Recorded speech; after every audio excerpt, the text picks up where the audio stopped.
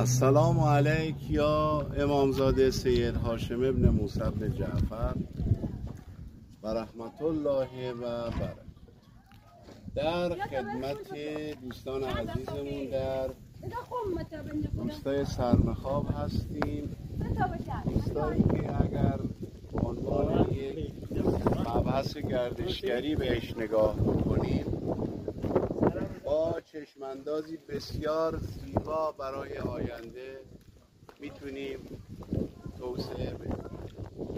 روستای سرمخاب با جمعیتی بالغ بر 60 خانوار فاقد راه ایمن روستایی است، جاده خاکی هست. اگر مسئولین این شهر بتونن در خدمت این مردم سخت‌کوش و ولایت مدار باشند، قطعا منافعش به کل شهرستان برخواهد. هر ساله در ایام مهر مردمانی که در چاهای کشاورزی اطراف بردسکن مشغول خدمت رسانی به امت حزب الله هستند،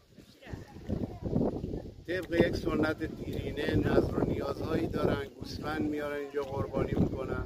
اگر مسئولین بتونن راه رو که حداقل خواسته این مردم هست، گاز و امکانات بهداشتی، مدرسه، آموزشگاه‌های مرتبط با روستا در اینجا دست و پا بکنن، خواسته بزرگی نیست.